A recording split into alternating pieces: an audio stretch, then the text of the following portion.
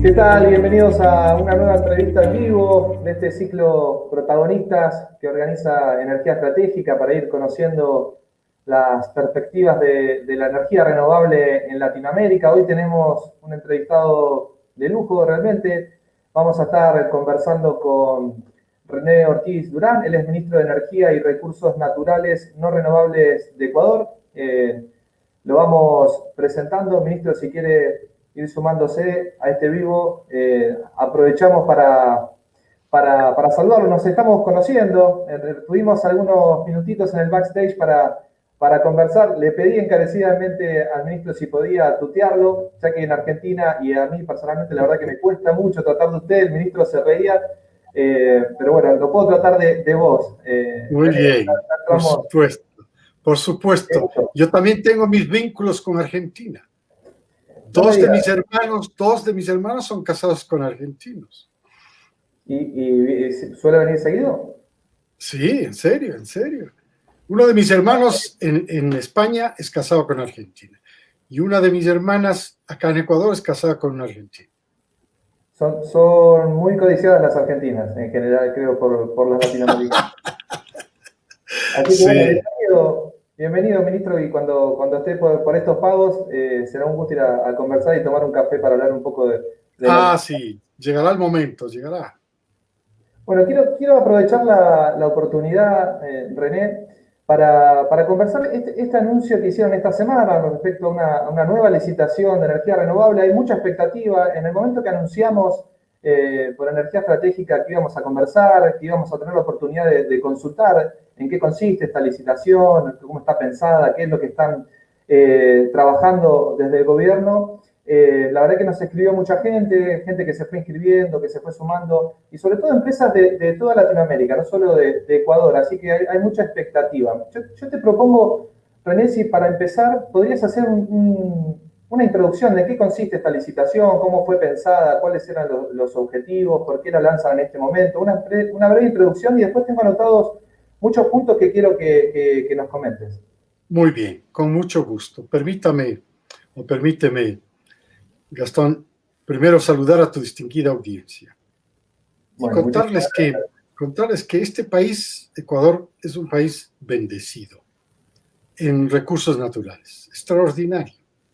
Tenemos fuentes hídricas abundantísimas, como no existen en otro país, y solo las hemos utilizado 1/5 del potencial.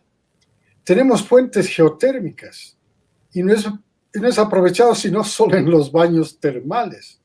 Recién estamos potenciando, quiero decir, invitando a los inversionistas para que miren en este potencial geotérmico, muy, muy especial. Y tenemos fuentes eólicas y fuentes solares, por supuesto. Estamos en la mitad del planeta, como le llamamos nosotros, en la línea ecuatorial. 12 horas de luz.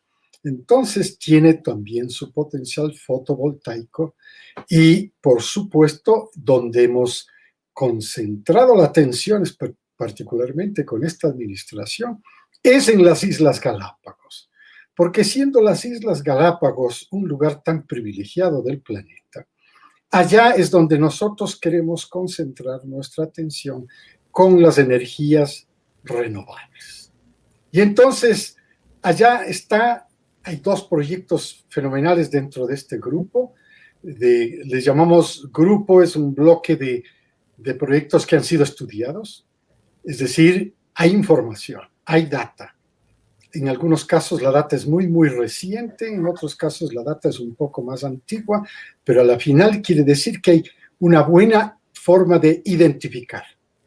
Aquí hay una oportunidad, acá hay otra oportunidad. Y entonces este país le ha dado, sí, la importancia a energías renovables, porque las tenemos todas, increíble, como acabo de citar, todas. A eso, por supuesto, tenemos que citarle, tenemos un potencial de minería y un potencial de hidrocarburos igualmente bendecido. Entonces, tenemos todo esto, y lo que ocurrió durante la pandemia, lo que ha ocurrido es que los sectores que están bajo la dirección de este ministerio no paralizaron nunca. Y entonces les hemos dado, eso sí, había un espacio que hubo que darse porque se necesita la parte presencial para ver el sitio donde vamos a poner las inversiones y todo eso. Pero en esencia el impulso está dado. Y este es un bloque nuevo, está con clarísimos identificaciones de dónde deben desarrollarse y por supuesto los inversionistas pueden seleccionar de acuerdo a sus tamaños también. Es decir, aquí es para todo tamaño. ¿Y cómo está dividida? Porque es a veces una facilidad y a veces es como un problema. Tener tanto recurso para elegir a veces termina siendo complicado elegir y dejar conforme a todos los sectores. Perfecta tu pregunta, Gastón. Y esto es precisamente porque se lo lanzó el día de ayer como bloque. Les identificamos y nos vamos con esto. Después hay otro bloque de 500 megawatts. Estos son menos de 200. Entonces están divididos en varias partes, aquellos que tienen 90, aquellos que tienen 30, inclusive aquellos que están con menos de 10 megawatts. Es decir, hay espacio para todos los inversionistas que estén interesados en el desarrollo de energías renovables, hay espacio. Ahora, sí es bueno señalar que en este proceso de apertura y en este proceso de invitación para que participen en el desarrollo de energías renovables, está, por supuesto, contemplado un sistema tarifario por kilowatt hora preferencial. Es decir, hay un subsidio, hay una subvención. Y, evidentemente, esta va en función de la economía de escala. Una pequeña tiene un cierto margen, una grande tiene un margen mayor, son economías de escala. O sea, tarifas diferenciadas por la escala del proyecto. Sí, sí, claro, serían variables. Es decir, entiendo, una tarifa mayor para los proyectos de menor escala. Claro, evidentemente, sí. Pero no queremos desaprovechar ninguna. Es decir, si el recurso está ahí, va. ¿Qué rol va a tener cada tecnología? ¿Cómo están planificando? Mi idea... La idea es genial, porque se han identificado los proyectos, de tal manera que la distancia al sistema interconectado del país, que prácticamente Ecuador tiene el 97% de cobertura. Es una cobertura casi total. Es solamente aquellos lugares muy remotamente estacionados a los cuales no llega el sistema interconectado de electricidad. Y a ellos queremos llegar con energías que se pueden valer por sí mismas, como por ejemplo fotovoltaico, como por ejemplo wind power. Sí queremos llegar también a esos. Y ya hay algunos ejemplos. Pero lo más importante es que los proyectos están identificados de tal manera que la distancia entre donde se desarrollaría el proyecto y el sistema interconectado no pasa de 20 kilómetros, está entre 8 y 20 kilómetros. Es una distancia cortísima, es decir, pueden haber potenciales también en otros lugares, pero la accesibilidad al sistema interconectado del país para poder vender la electricidad no es posible en algunos casos, a pesar de que el recurso esté ahí. ¿Y hoy qué expectativas tienes respecto a...? Me imagino que cuando empiezan a pensar este tipo de licitaciones, de subastas, empiezan a hacer números, es decir, qué nos conviene como sistema, en dónde somos más competitivos, qué ahorro podemos tener, digamos, para ir entendiendo hacia qué tecnología se va dirigiendo Ecuador. Tiene un fuerte peso la hidroeléctrica, todavía entiendo que están promocionando nuevos proyectos. ¿Cómo se abre el juego al resto de las tecnologías? En efecto, la hidroeléctrica tiene un gran peso, sin la menor duda. Prácticamente 4/5 de toda la generación de electricidad en Ecuador es hídrica. Esto también es una ventaja enorme desde el punto de vista de consumo de energías renovables, ¿no? Y es que tomamos el agua, la usamos, pero la devolvemos. Ese es el hídrico, que es una ventaja extraordinaria que no tienen necesariamente otros tipos de bienes. Pero en esencia, Lo que estamos buscando es que el inversionista pueda situarse, dice, este es mi nicho.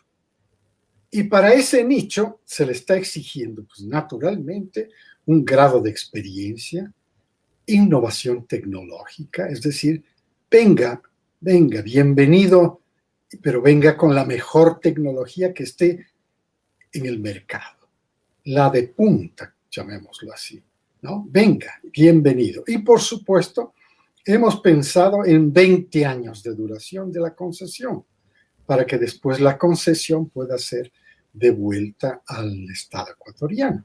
Entonces, en 20 años el inversionista podría verdaderamente resarcir su capital, todas las inversiones y, por supuesto, hacer un buen negocio, porque la tarifa no va a ser la tarifa del mercado, sino una tarifa preferente, porque estamos dándole ese carácter para que las energías renovables que todavía tienen un grado de subvención en todo el mundo, no hemos alcanzado todavía este grado de competitividad por precio, pues tengan su oportunidad. Esto quiere decir que Ecuador, en efecto, se alinea con el resto del planeta. Todo el planeta está inmerso en este proceso de cambio. Claro, unos tienen más potencia económica que otros. Nosotros somos pequeños, tenemos una potencia económica limitada, pero esto nos dice, vea, hay opciones. Si usted le busca en el sector privado va a responder. Y el sector privado responde, y responde bien. Claro, muchas personas creen que solo el Estado debería invertir en las energías estas renovables. Yo no estoy de acuerdo con eso. Yo creo que estamos con una filosofía diferente, un proceso de desmantelamiento del Estado empresario para que se dé paso al Estado, al Estado controlador, al Estado regulador, pero no al Estado empresario, como ocurría en los años anteriores, ¿no? Me abrís una puerta, René. Muchas veces cuando se le quiere apuntar, por decirlo de una manera, al sector de la energía renovable, se lo comenta como un negocio financiero. Ahora bien, si bien yo no estoy de acuerdo con esa tesis, porque creo que en realidad hay fabricación, hay producción, hay realidad, digamos, de producción, pero sí es verdad que el sector financiero es muy importante para la hora de desarrollar un proyecto. Y me gustaría entender o conocer, siempre uno trata de buscar algún anuncio, algún lanzamiento, si están pensando, René, algún mecanismo para facilitar el financiamiento, qué diagnóstico hicieron de proyectos que en otras épocas quizás no pudieron financiarse, se abre un nuevo momento global, particular del Ecuador. Digo, ¿están pensando en algún tipo de garantía, algún tipo de esquema que haga que los proyectos sean bancables? ¿Están trabajando en ese sentido? Coincido plenamente contigo, Gastón. Yo creo que se ha omitido en el análisis económico generalizado el hecho de no ponerlo dentro de la categoría de industria, verdadera industria, con toda una capacidad, ¿no? Yo le llamo, y me acuerdo una ocasión reciente que estuve en una reunión en Climate One en San Francisco, precisamente yo le llamaba la manufactura eléctrica, la manufacturación eléctrica. Es que esto es todo un proceso gigantesco y en cada uno de estos segmentos hay un componente financiero enorme. Ahora, la garantía definitiva, la garantía para el inversionista es que va a vender sus kilowatts y va a venderlos de conformidad con el contrato con el que hizo. Y esa es la garantía y, por supuesto, la seguridad jurídica. Y estamos en este proceso, si tú me permites, Gastón, estamos en este proceso de restaurar la credibilidad de Ecuador, porque pasamos por un periodo en que la prepotencia llegó al punto de decir al inversionista extranjero, mira, si no estás de acuerdo con estos términos contractuales, que te vaya bonito. Fue una expresión del expresidente. Pero si ellos tenían contratos válidos, esas compañías tenían contratos legales, legítimos. El resultado de esto fue una cadena de demandas internacionales que nos llevó a arbitrajes y que los perdimos todos. ¿Por qué? Porque evidentemente no estábamos dando seguridad jurídica al relacionamiento gobierno-compañías. Hoy día es distinto. La bandera con la que se ha instalado el gobierno y con la que yo me he instalado como ministro es seguridad jurídica.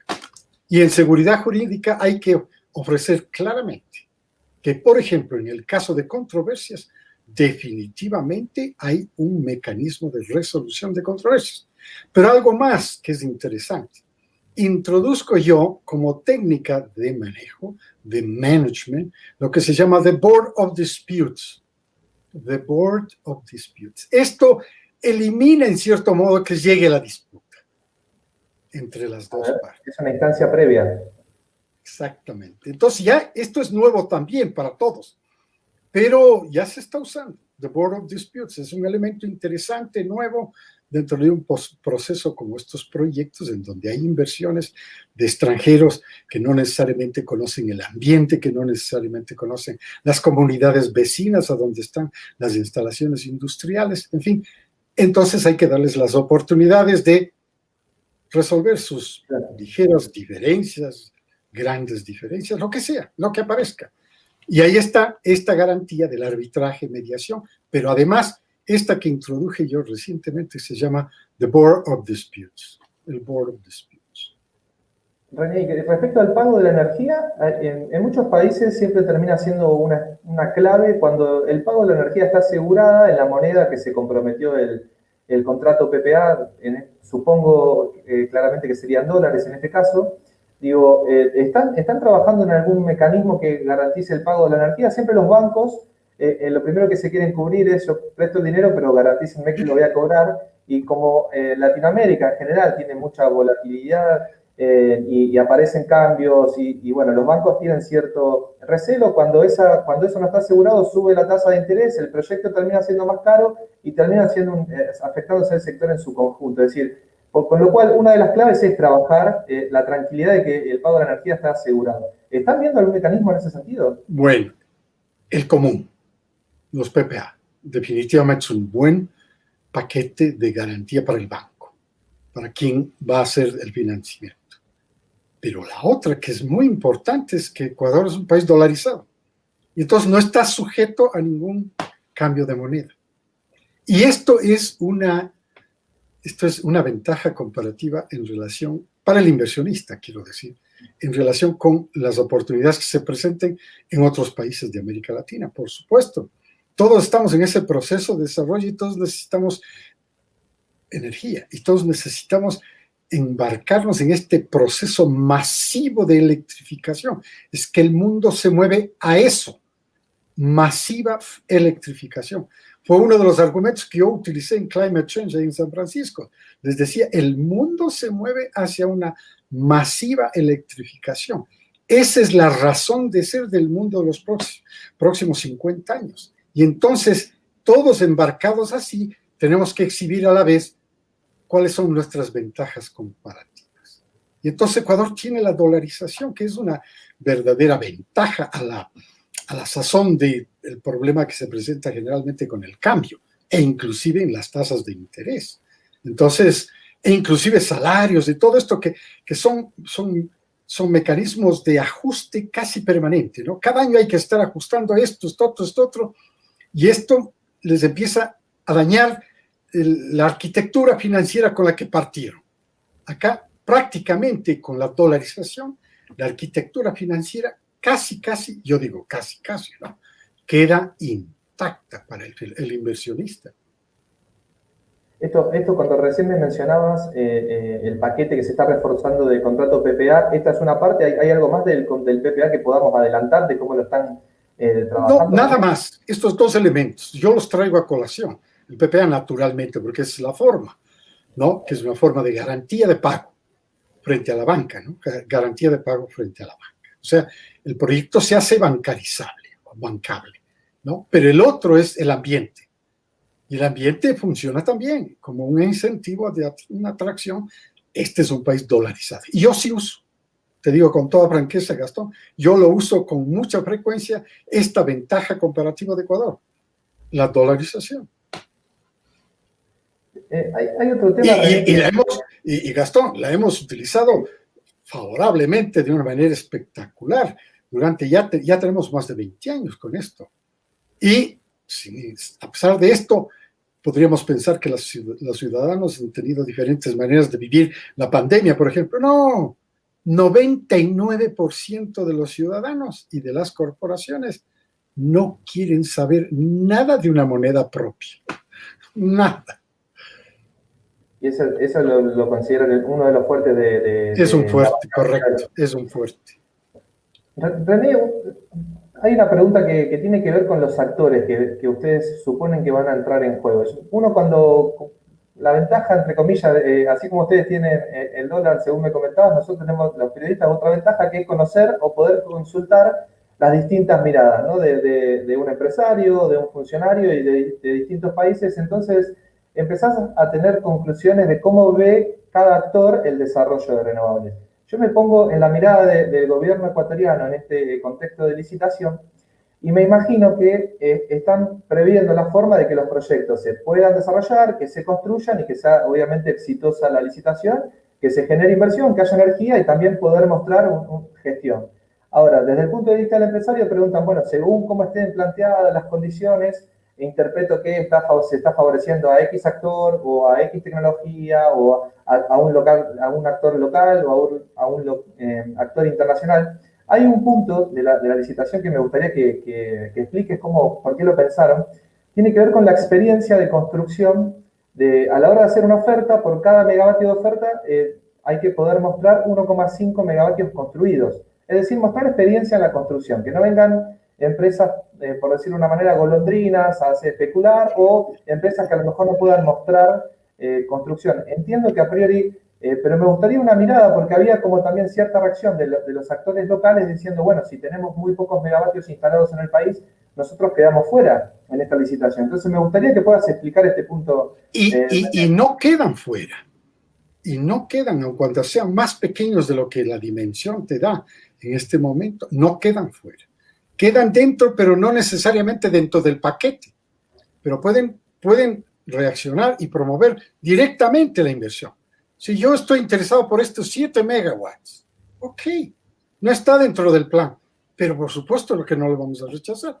Simplemente usted sabe todos los riesgos que corre. Usted ha estudiado. Probablemente no hay el estudio en el avance que tiene de los que están dentro del paquete, que algunos están ya bastante definidos, otros no. Y entonces no nos hemos olvidado de este segmento. O sea, el segmento que no está, sí está, pero no está con estas definiciones de estudios definidos, parciales, lo que sea. Importantísimo. Ahora, es cierto que los inversionistas pueden siempre estar pensando en dudas sobre el manejo administrativo gubernamental. Nosotros sabemos y afortunadamente afortunadamente hemos pasado un periodo de ajuste importantísimo. El periodo de ajuste significa poner en orden la casa. Estaba desordenada. Muchos desórdenes. Desórdenes conducen también a corrupción. Y la corrupción está asociada con la administración de justicia. Y la administración de justicia finalmente tuvo su espacio. Finalmente tuvo la oportunidad de mostrarse claramente que puede administrar justicia. Claro, de la administración del régimen anterior, pues, desde el presidente de la República, vicepresidente y una enorme cantidad de ministros, directores, gerentes de las empresas públicas, etcétera, todos o están sentenciados, o están indiciados, o están fugados. Pero la administración de justicia va dando lecciones importantes y entonces, rule of law, Gastón, para el inversionista es muy importante. Dice, a ver, ¿cómo funciona la administración de justicia aquí? ¿Por qué? Porque han habido casos feos de la administración de justicia, pero estamos corrigiendo todo eso. Pero yo quería centrarme un poquito en el análisis de la casa, de cómo poner la casa en orden. Y esto, no hay la menor duda que lo mejor es que Ecuador haya finalmente, una vez más, acordado con una carta de intención con el Fondo Monetario Internacional. y el Fondo Monetario Internacional conoce las debilidades del gobierno. Conoce que en un sistema de dolarización hay tres patas importantes en esa mesa. La una es exportaciones, la otra es inversión extranjera directa y la tercera es deuda. Hemos agotado casi totalmente deuda. Es decir, el sector financiero internacional al gobierno nacional no le va a dar cabida. Ya no hay espacio. Entonces nos queda estrictamente inversión extranjera directa y exportaciones. Y ahí estamos. Y qué curioso, para los inversionistas en este sector de generación, en la manufactura eléctrica, nosotros ya somos exportadores de kilowatts. Exportamos kilowatts a Colombia y es una buena fuente. Más o menos estamos en los 400 millones de dólares de exportaciones a Colombia en kilowatts. Algo parecido con Perú. Necesitamos una infraestructura mejorada con Perú. No está al alcance de lo que podríamos dar, ¿no? No está a ese alcance. Pero son dos zonas interesantísimas porque en el norte peruano ahí se va a necesitar más kilowatts para su propio desarrollo. Pero los kilowatts están muy lejos, en primer lugar, y los nuestros estarían muy cerca, de acuerdo con estos programas que estamos lanzando. Este ejemplo del bloque de los 200 megawatts. Pero concluyo de la siguiente manera. Creo que Ecuador está posicionado internacionalmente mejor que antes, para que sea mejor visto que antes. Bien, es decir, otro de los puntos que me imagino que tienen también dentro de esta mirada tiene que ver con los 2 millones de dólares de patrimonio que debe acreditar la empresa que hace la oferta. Estoy bien informado, René, por megavatio, 2 millones. Esto tiene que ver con ese paquete, ¿no? De pensar en empresas que, digamos, de cierto tamaño o estructura que puedan desarrollarlo. Así también están pensando. Sí, Gastón. Sí tenemos malas experiencias, no hay duda. O sea, esas son lecciones. Bueno, pues ya cometieron los errores, se corrompieron, llámale como quieran. Pero son malas experiencias. Tenemos una experiencia de un ciclo combinado cuya maquinaria vino de un lugar extraño del mundo y ya está botada. La contratista simplemente lo abandonó y se fue. Y está botado bueno, se convertirá en chatarra en algún momento, pero esa es una mala experiencia. Y está dirigida a una parte del proceso de generación que es pura optimización, pero purita optimización. Ciclo combinado es eso, purita optimización. Tomas todo el calor que va de la generación de los pies cúbicos, millones de pies cúbicos que te generan la electricidad y todo ese calor lo vuelves a tomar y lo conviertes en kilowatts. Este es lo más puro de innovation, de tecnología. ¿Sabes que, René, la subasta generó mucha expectativa, también porque se da en un contexto en que en Latinoamérica no hay muchas oportunidades para las empresas de renovables? Es decir, hoy están con proyectos Colombia, en México, que venía muy fuerte, se planchó, lo mismo caso Argentina. Chile ya anunció que se posterga la licitación para el año que viene. Brasil viene creciendo, pero Brasil es siempre es un gigante. Es un continente adentro de Sudamérica que nadie termina de entender bien qué es lo que está pasando. Entonces, lo digo en chiste, pero digo, es un país también distinto, con otro idioma, que hay que saber trabajarlo y que muchas veces las empresas hasta tienen unidades exclusivas solo para Brasil. Entonces, Centroamérica y Caribe también en un escenario de espera. Panamá ayer anunció que también va a lanzar una licitación, pero digamos, no hay mucho para comercializar por parte de las empresas. Entonces aparece esta oportunidad de Ecuador. En el mediano plazo o en el horizonte, ¿cuántos megavatios de renovables están pensando introducir? Y si me podrías hacer un panorama de qué tecnología están viendo con mayor perspectiva en el mediano y largo plazo, ¿cómo están pensando esa transición? Gastón, siempre tenemos que medirlo, esta aproximación tecnológica, siempre, creo yo, dentro del contexto de ubicación geográfica que tiene Ecuador. Nosotros estamos en Occidente. Prácticamente nosotros hemos vivido en Occidente toda la vida, nos hemos nutrido de Occidente en todos los aspectos. Y yo creo que la primera llamada de atención es a nuestro sistema de producción de tecnología del mundo occidental. No hay duda de esto, pero no podemos tampoco desconocer que hay unos gigantes en el otro lado del mundo, ¿no? Que es en Asia, que también se han alineado con la manera del desarrollo de Occidente. Se han occidentalizado gradualmente, ellos también. Y entonces, bueno, pues ese alineamiento nos permite a nosotros también sacar una ventaja, porque sí hay empresas asiáticas que han mostrado interés en estos proyectos. Hay. Y por supuesto, nosotros no cerramos las puertas a nadie. Hoy hay más interés de asiáticas que quizás europeas o del norte. No, yo al contrario, creo que no. Yo creo que los europeos y América del Norte, cada uno, bueno, la pandemia deja esas lecciones. En mi opinión, no nos imaginábamos nunca que el planeta se iba a contraer un 30-35%, y esto, por supuesto, una vez que pasamos del estado de confinamiento a este estado de distanciamiento, nos deja una lección gigantesca que dice: ¿dónde están los nichos de mercado?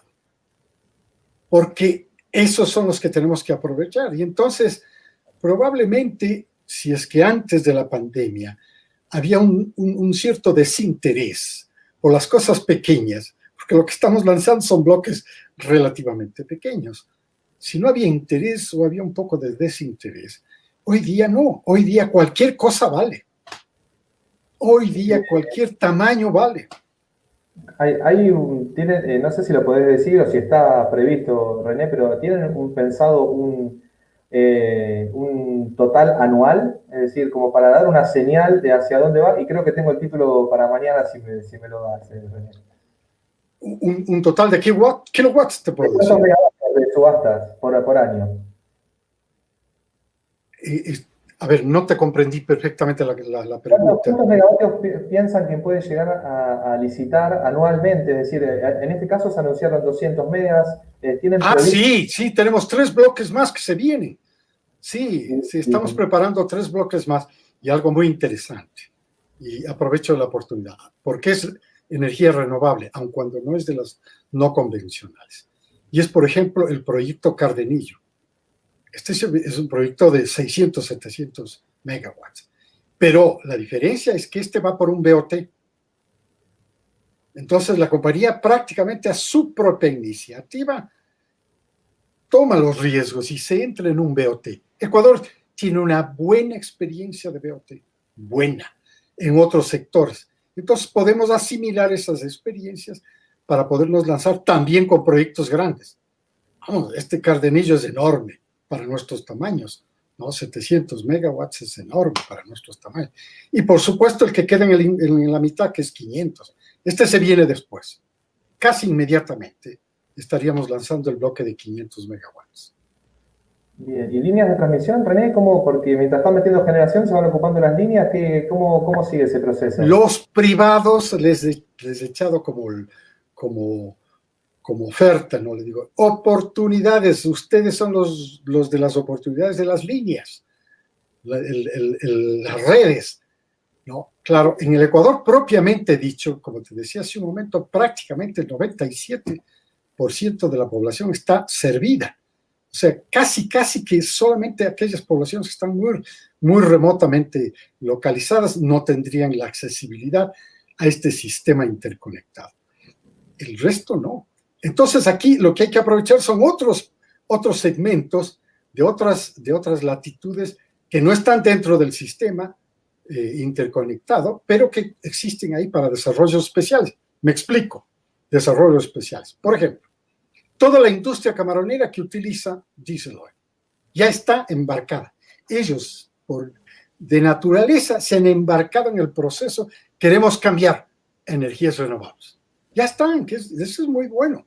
La industria del petróleo, mi querido Gastón, también está embarcada en este proceso de ir sacando a los fósiles como parte de su proceso de generación eléctrica. Entonces, estos 2 segmentos son grandes y son 2 segmentos de gran consumo. Entonces, la expectativa de consumo, que también tiene que estar metido dentro del bloque de los inversionistas, es: ¿y a quién vendo? Claro. Y aquí tienes que la industria camaronera de Ecuador, caramba, es un gigante, somos los primeros en el mundo en este momento, ¿no? Entonces, esta es fuerte, esta está en el orden de los 1.600 millones de dólares por año. Y la industria petrolera, por supuesto, siempre se ha mostrado bastante fuerte en el tema de exportaciones petroleras, ¿no? ¿Y hoy se están dando contratos entre privados, generadores de renovables con grandes usuarios? Como los directos, eso se llaman autogestión. Sí, los tenemos y la gente, sí, entonces estos de autogestión quiere decir dos directos. Dice, aquí hay un potencial. Tú lo desarrollas, me vendes, yo te compro. Y si queda un excedente, bueno, pues ese excedente hay que ver la forma que del proceso de negociación, el excedente se incorpore al sistema interconectado. Es decir, que el sistema grande le compre esa energía. Sí, ya está, la gente desarrolla eso y va bien, va bien. Especialmente con este arranque que nosotros hemos tenido en los últimos meses, que es la parte minera. En la parte minera se va desarrollando justamente la autogestión. Si tú me desarrollas el proyecto eléctrico, yo te compro la electricidad. René, hay un tema que tenía agendado también trabajar, el tema de los plazos. Y corregime por mi condición de argentino, puedo estar equivocado con lo que te voy a mencionar. Los plazos de la subasta, las ofertas serían en junio del próximo año. Ahora, si no tengo mal entendido, hay elecciones previamente, ¿no? En mes de febrero. Sí, el cronograma. sí. ¿Cómo atraviesa las elecciones? Sí, muy, muy bien traído el tema, porque debo transmitir un mensaje de tranquilidad. Yo creo que nunca antes Ecuador vivió una coyuntura de esta naturaleza. Y a esta sumada la parte de la pandemia planetaria, del todo el planeta. Nunca hemos vivido una experiencia así. Es decir, cualquiera que sea el gobierno que gane las elecciones, jamás puede volverse ciego de continuar todos los procesos que arrancaron. Porque todos son buenos, todos son útiles, todos son necesarios. Entonces, no le veo, y a los inversionistas yo les comunico esto, tengan confianza porque afortunadamente las circunstancias son esas, no son las mismas que antes, en los cuales podía haber una duda, un question mark, sobre, ¿y si las elecciones hacen que yo pierda mi contrato, le ponga en peligro mi contrato? No, hoy día estamos en una coyuntura muy especial que prácticamente yo diría hay una garantía de manejarse al margen de la situación electoral. Claro que es históricamente la primera vez que podemos señalar que estamos con todos estos procesos de desarrollo al margen de la coyuntura electoral, pero es una realidad. Nadie podría decir, yo no voy a limpiar la casa. No, gracias porque la casa está limpiada. Déjame explicarte esto, si me permites, Gastón. Esta negociación con lo que le llama nuestro ministro de Economía y Finanzas, reperfilamiento de la deuda, prácticamente le tira al gobierno siguiente una oportunidad de periodo de gracia, está dentro, la nueva administración está dentro del periodo de gracia, no paga nada. Y luego, no, es extraordinario, porque todo está tirado a más largo plazo, con mejores tasas, con periodos de gracia. Fenomenal. Cualquier gobierno va a ser muy agradecido de que le dejan en las mejores condiciones como para poder aprovechar y seguir haciendo cosas y seguir haciendo más desarrollo. Quería traerte este ejemplo porque es bueno para que el inversionista se sienta también tranquilo. Ministro, tenemos 20 minutos más para conversar, no sé cómo es su agenda. Tengo varias preguntas que me gustaría... Adelante, Gastón, adelante. No hay problema, Paola, si me querés escribir por WhatsApp, podés hacerlo también. Desconozco la agenda si tenés otras actividades, René. Pero sobre generación distribuida, ¿cómo lo están viendo al tema? El potencial que tienen en fotovoltaico es tremendo.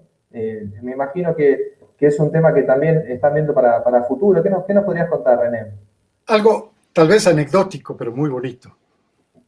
En el régimen anterior, se estaba desarrollando un proyecto de una refinería de petróleo de 300,000 barriles por día. Y se escogió un lugar, se llama El Aromo, en la provincia de Manabí, ¿no? Y se escogió este lugar porque estaba cercano al mar, porque tiene un clima seco, en fin, circunstancias así de caracteres, ¿no? Características. Y claro, arrancó el proyecto y nunca terminó. Pero dejaron totalmente plano, ¿no? Es decir, el site está perfecto ahí.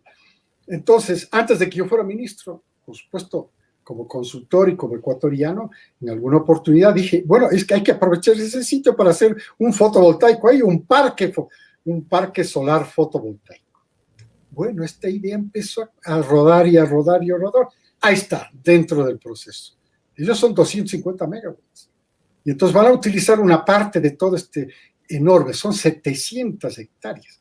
Por supuesto, con la visión de crecer. Es decir, pruebo una capacidad y luego me muevo y puedo crecer a una capacidad mayor y así sucesivamente. Claro. El sitio está perfecto. Y para quizás lo más domiciliario, René, es decir, instalaciones más comerciales de tipo comercial. Ahí te digo, ahí estamos un poco atrasados. Te digo, un poco digo porque cada una de las empresas son 28 empresas eléctricas, sociedades anónimas mezcladas entre públicas, no, empresas públicas y otras sociedades anónimas, las que pueden bancarizarse por sí solas, no necesitan de ningún auxilio estatal, pero, por ejemplo, la empresa eléctrica Quito sí tiene una visión un poquito más de avanzada.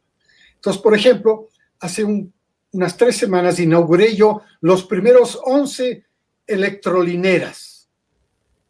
Esto fue bueno, porque es una señal a la ciudadanía. Electrolineras, es decir, ya puede tener su vehículo eléctrico y estar seguro de que en una de esas electrolineras usted puede cargar una vez más. Y por supuesto, lo ideal es la parte residencial. Ahora, sí he conversado con el gerente, porque, por ejemplo, esto tendría que ser coordinado con la municipalidad, con el distrito metropolitano de Quito, para promover las casas con techos de paneles solares, ¿no? Y claro, yo tuve la oportunidad en San Francisco de conocer una compañía que se llama Solar City, ¿no? Y esta compañía tenía un esquema maravilloso de negocio, una arquitectura de negocio fenomenal. Ellos eran productores manufactureros de paneles solares, pero también generaban electricidad y compraban la electricidad y vendían la electricidad. No, y entonces, ¿qué hacían a los residentes? Esto era orientado fundamentalmente a residenciales. Y cuando yo llegué al lobby de esta compañía, yo lo que vi es un gran mapa de los Estados Unidos en donde el contómetro iba cambiando de kilowatts. O sea, se iba aumentando y seguía aumentando y seguía aumentando. Entonces le pregunté al CEO, oye, ¿qué es esto? Entonces dice, no, es que estamos instalando, cada día instalamos más. ¿Cuál era la mecánica? Al dueño de casa le convence de que podría poner paneles solares fotovoltaicos sobre sus techos. Toda la energía que ellos generan durante el día a través de esa casa la compra el sistema de ellos. Y a la noche, cuando regresa todo el mundo y empieza a consumir más, le devuelve. Si la diferencia es positiva, empieza a pagar el financiamiento de los paneles solares. Espectacular, porque introduces un incentivo de eficiencia fenomenal. A la familia le tienes que convencer que tienen que estar positivos siempre. Tienes que estar positivos. Y entonces, vamos a lo positivo. Y entonces empieza a pagar con eficiencia en el uso de la electricidad. Porque sí hay desperdicio, no hay la menor duda. Familiar, en las residencias hay desperdicio. ¿Pero es competitiva hoy la fotovoltaica en techos solares? Hoy en un comercio que tenga una demanda de potencia más o menos de, no sé, 150, un centro comercial, un supermercado. Absolutamente, sí. ¿Es competitivo? Sí, tienes razón. Bueno, yo, por ejemplo, cuando regresé de Viena, después de haber servido como secretario general de la OPEP, yo me vine con paneles solares. Yo fui de los primeros que instaló paneles solares en mi casa. Y por supuesto tenía una factura eléctrica muy baja, ¿no? ¿Por qué? Porque yo tenía mi propia generación y tenía mi propio calentamiento, ¿no? Pero bueno, esa es una residencia privada. Pero la idea estuvo siempre en mí de que hay que promover el tema del uso residencial de paneles solares fotovoltaicos. Ya está hablado en la Quito, con quien tengo muy buena amistad, con el gerente general, para poder entrar en programas especiales. Sí se necesita, lo que te iba a decir, una estructura jurídica, como por ejemplo una ordenanza municipal. Y en la ordenanza municipal, el incentivo. Ahí, el incentivo. Para los 3 actores que participan. Porque son 3 los actores que participan en el sistema. Me llama la atención que el foco lo pones en la ordenanza municipal y en directamente conversar con la compañía eléctrica, que siempre son un actor fundamental, pero nunca había escuchado desde el lado de gobierno de pensar en la ordenanza como algo tan local. ¿Por qué poner la ficha en este segmento? Porque, curiosamente, el ordenamiento municipal en la ciudad funciona bien. Y entonces, tomando la experiencia esta de la pandemia, por ejemplo, hoy en día, prácticamente el gobierno nacional, después de terminado el estado de excepción que tiene en este momento, que termina en las próximas 2 semanas, está delegando todo el proceso de reapertura y de reincorporación de la economía en las ciudades y en las provincias, con un semáforo verde, amarillo y rojo. Es decir, la ciudad puede arrancar verde porque está bastante bien controlado el contagio. Pero si es que la gente está abusando del sistema de distanciamiento, del sistema de la mascarilla, del sistema de lavamanos y cosas así, el gobierno municipal puede regresar a amarillo e inclusive regresar a rojo si es que la situación se agrava de contagio. Es muy bueno, porque esto delegó en cada uno de estas autoridades la responsabilidad que a veces en los pequeños pueblos se les ve lejanos. Uy, esto está ya en la capital. Claro.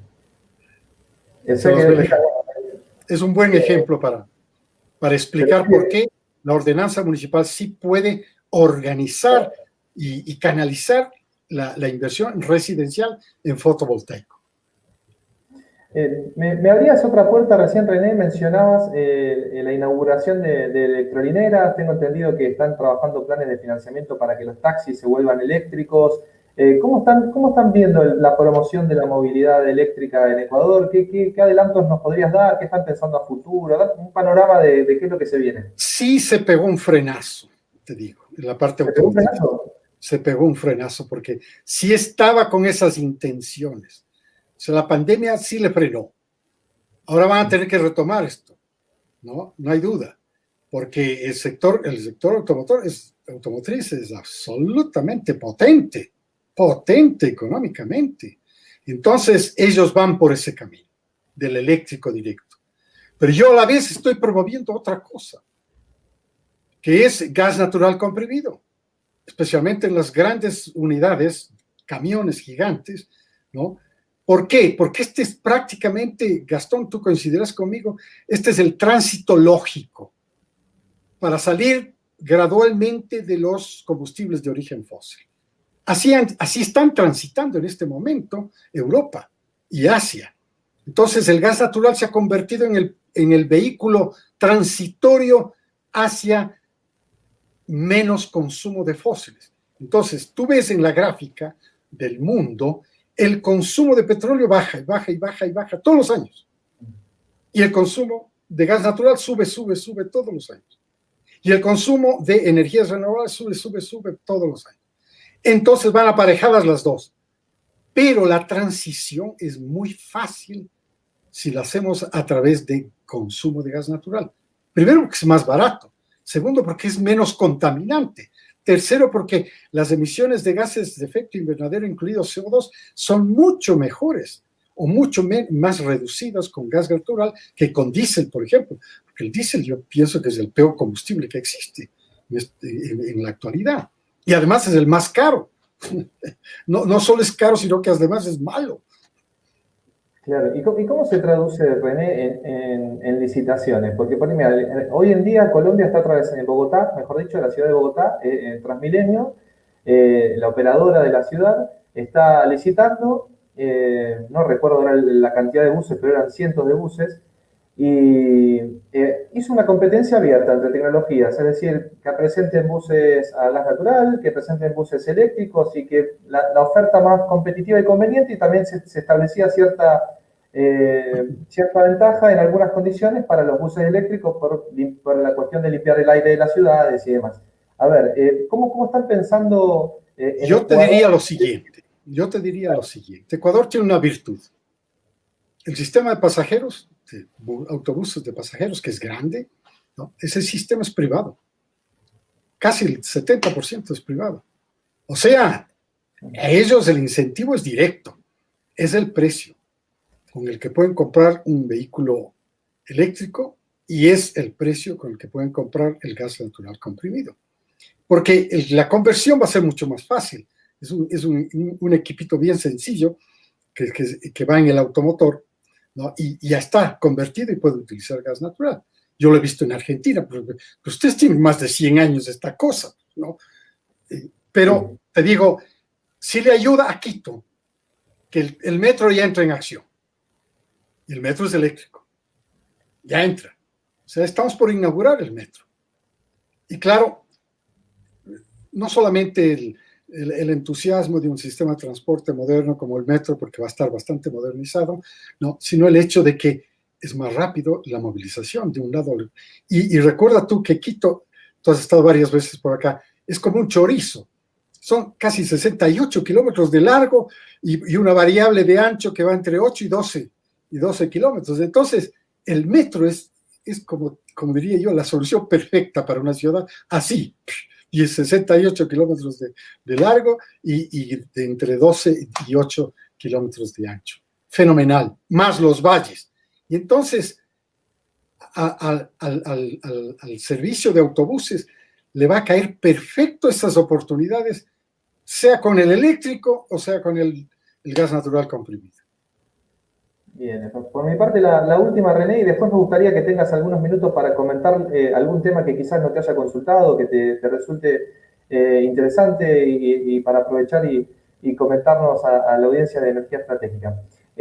Tenía notado consultarte sobre la reglamentación de la ley de eficiencia energética. Si hay alguna novedad, alguna noticia estoy buscando para mañana, René, para a ver, sí, yo creo que la noticia tuya viene por aquí. Viene por aquí. El sistema está sobreregulado. Este ecuatoriano dice, este ministro dice, el sistema está sobreregulado. Le van a tener que cortar en dos o lo que sea. El hecho es que no puede darse un sistema sobreregulado en donde prácticamente el controlador, el regulador, incide demasiado en el negocio. El negocio debería funcionar más libremente, ¿no? Sabiendo que tiene que manejarlo dentro de los estándares, ya no diría nacionales, sino universales. Y es que las máquinas que vamos a traer no las producimos nosotros, entonces ya entran con un estándar. Los autobuses que los vamos a utilizar no entran con el estándar nuestro porque nosotros no tenemos ese tipo de estándar para gas natural comprimido, por ejemplo, y tampoco para el eléctrico. Entonces ya viene estandarizado. Yo no creo que necesitamos tanta regulación. Entonces ahí está tu título. El ministro cree que el sistema eléctrico está sobreregulado. Interpreto que no está en puerta la reglamentación. No. Okay. Así es, listo. René, mil gracias por tu tiempo, fue un gustazo conocerte. Ojalá te vea pronto por Argentina y nos tomamos un cafecito por eso. Rosario. Sí. Yo estoy en Buenos Aires. Vamos a tener que hacer algunos kilómetros para encontrarnos. No sé si conocés la ciudad de Rosario. Y ve que tuve la oportunidad de parar en Rosario. Fue casual. Sí, estábamos volando hacia Iguazú y se tuvo que hacer una parada de emergencia en Rosario. Y fue la oportunidad de conocer Rosario. Es como la Medellín de Colombia, según Sí, dicen. En todo sentido, así y es. creo que hay cierto código que no estamos entendiendo, René. Así es, sí, sí, sí. Muchísimas gracias por tu tiempo y tenés algunos minutos para comentarnos lo que quieras, algún punto que no te haya consultado y que quieras profundizar o Sí, comentar. yo creo, gracias Gastón, yo creo que es muy importante que la audiencia tuya conozca que Ecuador está metido dentro de un proceso de desmonopolización bastante agresivo. Creemos que ha llegado el momento de que los monopolios estatales vayan cediendo el paso a la iniciativa privada, no solamente local, sino internacional. Y en ese contexto, el proceso de desmantelamiento del Estado empresario va conjuntamente. Es decir, ya no se concibe como natural que los estados estén metiéndose en los negocios. Primero porque lo hacen mal. Aquí en Ecuador estamos viviendo estados de situación con empresas que llevan una carga negativa tremenda de una obsolescencia tecnológica.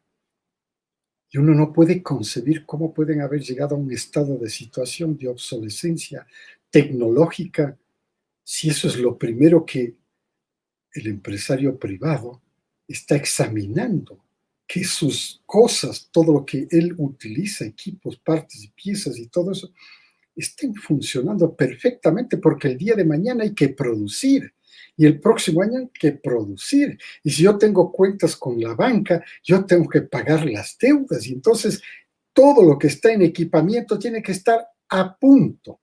Entonces uno no entiende cómo es posible que muchas empresas hayan llegado a ese estado de situación de una obsolescencia tecnológica que va a costar dinero salir de eso.